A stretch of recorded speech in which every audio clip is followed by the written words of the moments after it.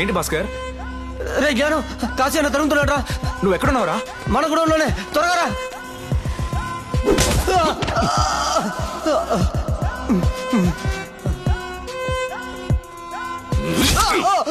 అయ్యో అన్నా, ఏంటన్నా? ఏంటి రేయ్ భాస్కర్!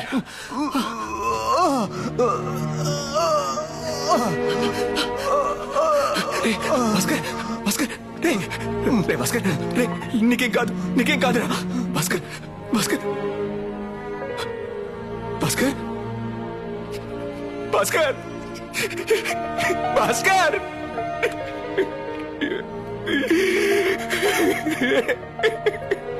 అన్నా, మన భాస్కర్ అన్న.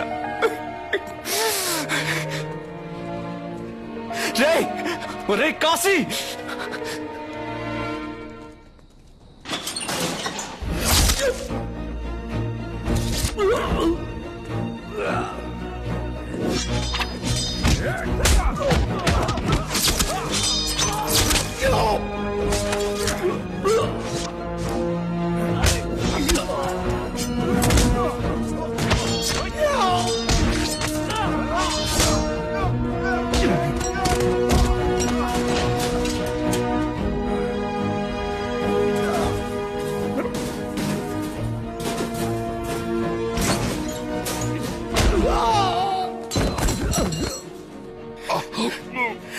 రే నిన్ను వదిలేసి వెళ్ళిపోయాడని నా భాస్కర్ని చంపేశావు కదరా. అందరినీ చంపడమే పనిగా పెట్టుకున్నావుగా, ఇప్పుడు నువ్వు అనాథ శవంగా చావరా, చావరా. ఇదిగో కాసేపట్లో తలుపులు బద్దలు కొట్టుకుని లోపలికి వచ్చేస్తారు, వచ్చి నిన్ను పోగులెడతారు. నువ్వు చచ్చిన తర్వాత మేమెవరం కూని కోరడం కాదు, కష్టాన్ని మాత్రమే నమ్ముకున్న కూలోళ్ళ నిరూపిస్తావురా, నిరూపిస్తావు. ఇన్నాళ్ళు డబ్బు కోసం అశుద్ధాన్ని తిన్న నీచమైన కుక్కవే కదరా నువ్వు. ఇంకా ఎందుకు బతుకున్నావు? చావరా, చావరా, చావరా. భాస్కర్ని చంపింది నేను ఒక్కడనే కాదురా, నువ్వు కలిసే చంపావు. రేయ్ ఏమంటున్నావురా? భాస్కర్ అసలు చంపమన్నదే మీ యజమానేరా. ఇద్దరికి ఒకే యజమాని, ఇద్దరం ఒకే పనే చేస్తున్నాం. ఏంటి చూస్తున్నావు? నీ కంపెనీ వస్తువుని వీధి వీధి తిరిగి అమ్ముతున్నావే, ఏంటో తెలుసా? విషానికి సమం. అందరికీ విషాన్ని నమ్మి చంపుతున్నావురా, నీకే తెలియకుండా. నాకు నేనెవరిని చంపుతున్నాను, ఎందుకు చస్తున్నానో తెలుసు, కానీ నువ్వు ఎవరెవరిని చంపుతున్నావో, నిన్నెవరు చంపబోతున్నారో నీకు తెలియదు. నీ కంపెనీ విషాన్ని అమ్ముతుందట, దాన్ని అడ్డుకోవడానికి కస్తూరిని ఎవరితో కేసేస్తుందట, దానికి సాయం చేయడానికి ఆధారం కోసం వెళ్ళాడట. రే వాడి ఫోన్ తీ. జయరామ్, ఈసారి నువ్వు తప్పించుకోలేవా? నిన్ను నీ కంపెనీని ఊరికే వదిలిపెట్టను. నీ యజమాని కోసం నేనాంటి చంపుతానట. కాసే, మీ కంపెనీ కోసం నేను చంపితే అంతకుండి, అదే కంపెనీ వస్తువుని అమ్మి నువ్వు చంపితే పనోడివా? ఇద్దరం ఒకే పని చేస్తున్నావురా, కానీ నాకు కిరాయి ఇస్తున్నారు, నీకు జీతం ఇస్తున్నారు. నేను కిరాయి గోండానైతే మరి నువ్వేంట్రా అంతకన్నా నీచమైన కిరాయి గోండావి. నేను డబ్బు కోసం అశుద్ధాన్ని తినేవాడినైతే నువ్వు అదే డబ్బు కోసం అశుద్ధాన్ని తింటున్నావురా. అమ్మా, మన యజమాని ఫోన్ చేస్తున్నాడు అనుకుంటా. హలో కాశీ, ఏమైంది? భాస్కర్ని లేపేశావా? రేపేసా. గుడ్. నూరేళ్ళు ఈడు బతుకుంటాడు, మనం పోతాం. పో మూర్ఖుడా పో. ఈరోజు ఏప్రిల్ 1 మూర్ఖుల దినం. ఈ లోకమే దేనికో తెలియకుండా వేడుక చేసుకుంటోంది, కానీ నిజానికి చేసుకోవాల్సింది నువ్వే. బెస్ట్ మూర్ఖుడివి. పో మూర్ఖుడా పో.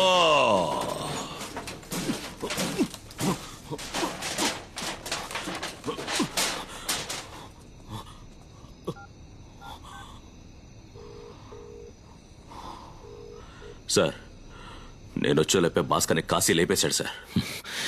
ఎలా మిస్ చేసావు? సాఫ్రాన్ కంపెనీ సేల్స్ లో మాత్రమే నెంబర్ 1 కాదండి, వాళ్ళు తయారు చేసే ప్రొడక్ట్స్ లో కెమికల్స్ ని కలపడంలోనూ నెంబర్ 1. జ్ఞానం అంతా మేము చూసుకుంటాం. నువ్వు ఇక్కడ ఉండడం మంచిది కాదు, వెళ్ళిపో. ఏంటి జ్ఞానం? నాకు మిమ్మల్ని చూడాలని ఉందండి. నేనే మీ ఇంటికి వస్తాను. సొరుగులో పెట్టాను, పొద్దుట వెళ్ళేటప్పుడు తీసు. సార్ ఒక నిమిషం లోపలికి రండి. ఎందుకు సార్? లోపలికి రండి సార్. రాగానే అమ్మగారు టీ ఇస్తే తాగాను సార్. కూర్చోండి. ఎల్ఈడి టీవీకి స్టెబిలైజర్ అవసరమా? అవును సార్, ఇప్పుడున్న వోల్టేజ్ ఫ్లక్చుయేషన్ కి పేలిపోతుంది సార్. ఓ రే మామా, చెప్పరా? ఇంతకుముందు ఎల్ఈడి టీవీ కంపెనీలోనే పనిచేసావు. అవును. ఆ టీవీకి స్టెబిలైజర్ అవసరం అంటారా? అక్కర్లేదురా. స్టెబిలైజర్ లేకపోతే టీవీ పేలిపోతుందంటగా. ఎవరు చెప్పాడు? ఎవడో మనకి టోపీ పెడుతున్నాడు, జాగ్రత్తగా ఉండు. సరే ఎక్కడున్నావు? ఇదిగో పక్కనే మన టీ కొట్లో. మన కుర్రోళ్ళు ఉన్నారుగా, ఆ, కొంచెం అర్జెంటు, ఇంటికి వస్తావా? ఓకే. ఇప్పుడు చెప్పు, ఈ ఎల్ఈడి టీవీకి స్టెబిలైజర్ అవసరం? ఒరే జ్ఞానం, ఏం చేస్తున్నావురా? నువ్వు ఊరుకోమ్మా, నేను వాణి, మాట్లాడుకుంటాను. నువ్వు లోపలికి వెళ్ళు. రేయ్, నేను కిరాయి గుండానంటరా, చంపేస్తాను. కూర్చో. ఇప్పుడు చెప్పు, ఈ టీవీకి స్టెబిలైజర్ అవసరం అంటరా? అక్కర్లేదు సార్. అవసరం లేని దాన్ని ఇంతమందికి మోసం చేసి అమ్మావు, ఎందుకురా? సార్ మంత్లీ టార్గెట్ సార్, అందుకే. నేను టార్గెట్ అని పరిగెత్తి ఎవరి దగ్గర నుంచో లాక్కొని వస్తే నువ్వు నా దగ్గర నుంచి లాక్కెళ్ళిపోతున్నావు. నన్ను ఎక్కడి నుంచి లాక్కురమ్మంటావు? ఎవరి టార్గెట్ కో నువ్వు ఎందుకు పరిగెడుతున్నావురా? జ్ఞానం, మా, ఏమిట్రా? నేను వాడితో మాట్లాడలేదమ్మా, నాతో మాట్లాడుకుంటున్నాను. వాడు నాలంటోడే కదరా? సార్ అవును సార్. మీలు ఇలాగే ఉంటుందిగా. అవును సార్. మరెందుకురా ఇక్కడి నుంచి తీసుకుపోతున్నావు? శృతి, సార్ ఎందుకు? శృతిరా. హో, నీ సాక్స్ లో బొటన్ వేలుకి చిల్లా, నాకు చిటికెన వేలు. ఎందుకని కొత్త సాక్స్ కొనుక్కోలేదు? 2 నెలలుగా ఇంటి బడ్జెట్ లో షార్టేజ్ వచ్చింది. 2 నెలలుగా సాక్స్ కొనలేకపోయావు. కొనలేకపోయాను సార్. మరి ఇంకేం కొన్నావు? సార్ ఫ్రెండ్ దగ్గర అప్పు చేసి ఓ టీవీ కొన్నాను సార్. ఈఎంఐలో ఒక ఫ్రిడ్జ్ తీసుకున్నాను సార్. అక్కర్లేని ఆడంబరాలు నమ్మడానికి మార్కెటింగ్ లో ఎంతో మంది ఉన్నారు. మనకు కావాల్సిన అత్యవసరాలు నమ్మడానికి ఒక్కడు లేడు. ఏంటిది? సార్ అది ఎనర్జీ డ్రింక్ సార్, ఎండలో తిరుగుతున్నాం కదా సార్. దీన్నే తాగుతారా? సార్ అందులో 8 విటమిన్లు ఉన్నాయట. 12 కెమికల్స్ ఉన్నాయంట. నువ్వు నా చెమటనే పీలుస్తున్నావు, నేను నీ రక్తాన్ని పీలుస్తున్నాను. ఇది విషం అంట, దీన్నే నేను అమ్ముతున్నాను. రేయ్, ఏమైందిరా? సారేరా, ఎల్ఈడి టీవీకి స్టెబిలైజర్ అమ్మారు. ఎరా, పాల ప్యాకెట్ తీసుకొచ్చి పాడి గదిగా ఇచ్చినట్టు సేల్స్ మ్యాన్ ఇంటికి సేల్స్ చేయడానికి వచ్చావు. నీ బుద్ధి ఇంకెక్కడన్నా చూపించొచ్చుగా. ఎందుకు చెప్పవరా? ఎందుకు చెప్పు? నీకేంటి, ప్రతి నెల ఒక కంపెనీ, నువ్వు పనిచేసే కంపెనీ నెంబర్ 1. నోటికొచ్చింది చెప్తావు. ఏ వస్తువు అమ్ముతున్నావో నీకు తెలియదు, ఏదో ఒకటి అమ్మేయాలి. ఇదిగో వీడు కష్టపడి మొబైల్ కొనుక్కునే వాడి దగ్గర థెఫ్ట్ ఇన్సూరెన్స్ అని ఎక్స్ట్రా తీసుకుంటున్నాడు. ఆ తర్వాత ఏమన్నావు? ఫోన్ మిస్ అయితే ఎవడు కంప్లైంట్ ఇస్తాడులే, ఒకవేళ ఇచ్చిన 100లో 5 మందే ఇస్తారు, మిగతా 95 మంది ఇచ్చే డబ్బు లాభం అన్నావు కదా. అది విని ఆ రోజు నేను నవ్వాను. రేయ్, మళ్ళా 1,00,000 మంది రోజు ఉదయాన్నే ప్రోడక్ట్ గురించి తెలియకుండా బయలుదేరిపోతున్నారు. ఎవడో ఒకరి తలకి దాన్ని కట్టేయాలి. కానీ మనకు తెలియట్లేదురా, మన మధ్య వాటిని నమ్ముకుంటున్నాం. నేను నీ జేబుల నుంచి 10 రూపాయలు తీస్తే ఎవడో నాకు తెలియకుండా నా వెనక జేబుల నుంచి 20 రూపాయలు తీస్తున్నాడు. ఇదిగో ఈ వాటర్ ప్యూరిఫైయర్ వీడే ఇచ్చాడు. జీవితాంతో ఏ సమస్య రాదన్నాడు. ప్రతి వారం సమస్య, ఫిల్టర్ మారుస్తూనే ఉన్నాను. ఆ టేబుల్ నాకు కావాలా వద్దా అని అడగకుండా పైనింట్లో ఉంది, కిందింట్లో ఉంది అని తీసుకొచ్చి నాకంట కట్టి వెళ్ళిపోయాడు. ఇలా వస్తువులు తీసుకెళ్లి ఎంబీపీ కాలనీలో సీతమ్మ తారలో అమ్మగలమా? కష్టపడి సంపాదించే డబ్బు ప్రతి నెల 10,000 ఎక్కడికి పోతుందో అనుకున్నాను. అది ఒక్కరు కొట్టేయట్లేదు, 100 మంది కొట్టేస్తున్నారు. కరెక్టా? మనమంతా కిరాయి గుండాలమే. ఏది ఇక్కడ ఉన్న వాళ్ళలో ఒక్కరు చెప్పండి, అబద్ధం చెప్పకుండా మోసం చేయకుండా వస్తువులు అమ్ముతున్నామని చెప్పండి రా. మనం జీతాలు కాసపడి జీవితాలతో ఆడుకుంటున్నాం.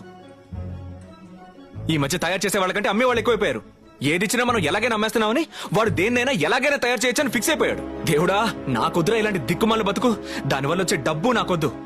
ఇది మీ బుర్రకెక్కిందో లేదో, నా బుర్రకెక్కింది. మా వానికి ఫీజు కట్టడానికి డెబిట్ కార్డ్ ఇచ్చానుగా, దాన్ని లైవ్ దేనికి ఇవ్వమంటుంటే.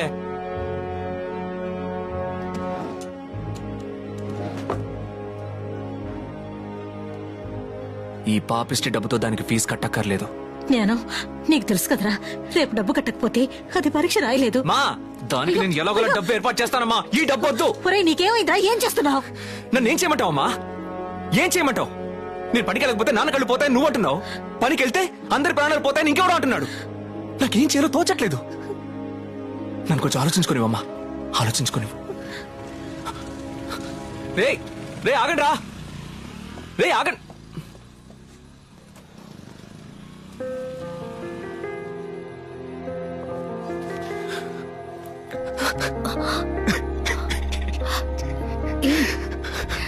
ఏంటి ఏమైంది? అంతా అయిపోయిందండి. నేను కాపాడాలనుకున్న నా ఫ్రెండ్ భాస్కర్ని నేనే చంపేశానంటున్నారు. నేను చంపాలనుకున్న ఆ కాశీని నేనే కాపాడాను. నేను సాధించాలనుకున్న లక్ష్యం అసాధ్యం అయిపోయింది. చాలా అవమానంగా ఉందండి. ఏమైంది నీకు? ఎందుకు ఇలా మాట్లాడుతున్నావు? ఈ పేటలో నువ్వు ఇంతవరకు సాధించింది చాలా పెద్ద విషయం. నువ్వు తలుచుకుంటే ఈ అవమానం నుంచి వీలైనంత త్వరగా బయటికి రాగలవు. నేను అవమానాన్ని తలుచుకొని పారిపోనండి. ఆ అవమానమే నన్ను చూసి పారిపోయేలా చేస్తాను. మీకు కావాల్సినంత టైం ఇచ్చాం, కానీ మీరు నంబర్ 1 ఇలా లేరు. నా ప్లాన్ న్యూ ఫ్యాంటసీని నంబర్ 1 చేయడం మాత్రమే కాదు, సాఫ్రన్ ని నా కంపెనీతో విలీనం చేయడం కూడా. విలీనమా? మీరు ఏమంటున్నారు? అదలా సాధ్యం? మా అబ్బాయి సాధ్యమయ్యేలా చేస్తాడు.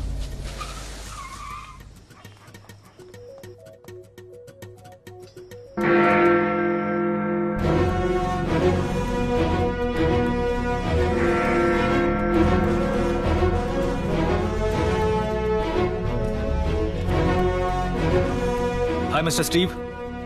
ఇప్పుడు నేను సాఫ్రాన్ కంపెనీ స్వాట్ అనాలిసిస్ గురించి చెప్తాను. ఆ తర్వాత మీరు జయరామ్ని మీట్ అవ్వడం గురించి ఆలోచించండి. ఈ రోజు మన పేటలో 3 చనిపోయారు. కిరాయి గుండాలుగా ఉన్నందువల్ల బాబు, సయ్యద్ చనిపోయారు. కానీ నిజాయితీగా బతకాలనుకున్నా భాస్కర్ కూడా చనిపోయాడు. ఇక్కడున్న వాళ్ళంతా తప్పుడు పని చేస్తున్నారు అనుకుంటే బయట ఉన్న వాళ్ళు వాళ్ళ పనినే తప్పుగా చేస్తున్నారని అర్థమైంది. ఒకడు హార్డ్ వర్క్ చేయమంటున్నాడు, ఇంకొకడు స్మార్ట్ వర్క్ చేయమంటున్నాడు. కానీ గుడ్ వర్క్ చేయమని ఎవ్వడూ చెప్పట్లేదు. మన తరం లో క్లాస్ నుంచి మిడిల్ క్లాస్ గా మారితే వచ్చే తరం హై క్లాస్ అయ్యే కలే నాకంటుంది అనుకున్నాను. మనమైనా పర్లేదు, మనం లో క్లాసే, మనం ఏమీ చేయలేమని తెలిసే బతుకుతున్నాం. కానీ మిడిల్ క్లాస్ పాపం పైకొస్తావని నమ్మి నమ్మి మోసపోతున్నారు. మిడిల్ క్లాస్ మెంటాలిటీని అర్థం చేసుకోవాలంటే వాళ్ళలో ఒకటిగా పని చేస్తేనే వర్కౌట్ అవుతుంది అనుకున్నాను. డిస్కౌంట్ అని చెప్తే చాలు, వాళ్ళు విషయాన్ని కూడా కొంటారు. ఇలా ఈ లో క్లాస్ ని మిడిల్ క్లాస్ ని హై క్లాస్ కాకుండా అడ్డుకునే ఆ హై క్లాస్ ఎవరో తెలుసుకోవాలి. హై క్లాస్ లో పుట్టిన నేను నా ఐడెంటిటీని దాచిపెట్టి ఇంకొకరి ముందు చేతులు కట్టుకుని పనిచేయడానికి కారణం కేవలం సాఫ్రాన్ కంపెనీ కోసం కాదు, ఈ టోటల్ ఫుడ్ ఇండస్ట్రీని నా గుప్పెట్లో ఉంచుకోవడానికి. కిందున్నోడు తప్పు చేస్తే అది వాణ్ణి మాత్రమే బాధిస్తుంది. అదే పైనున్నోడు తప్పు చేస్తే అది మొత్తం సమాజాన్ని బాధిస్తుంది.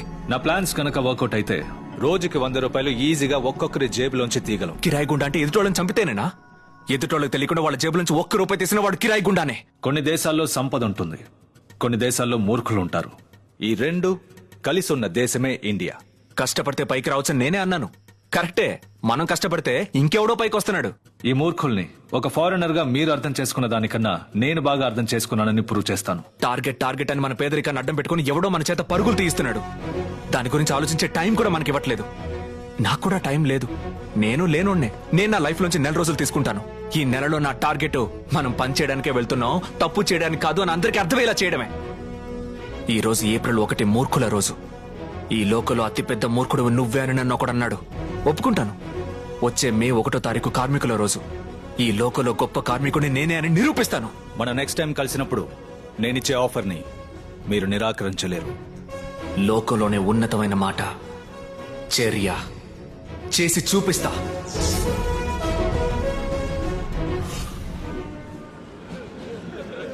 నమ్ముకున్న స్నేహితుడా నన్నిడిచిపోయితివా, నమ్ముకున్న స్నేహితుడా నన్నిడిచిపోయితివా. ఒక్క చోట తింటిమే, ఒక్క చోట పంటిమే, ఒరే ఇద్దరన్న మాటేగా ఒక్కటిగా ఉంటిమే. నేనిప్పుడు బతికి ఉన్నా సచ్చినట్టే.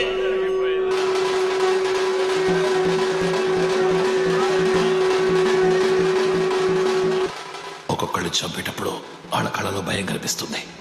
కానీ నేను ఆడిని చంపే ముందు ఆడి కళ్ళలో భయం కనిపించలా, నిజాయితీ కనిపించింది.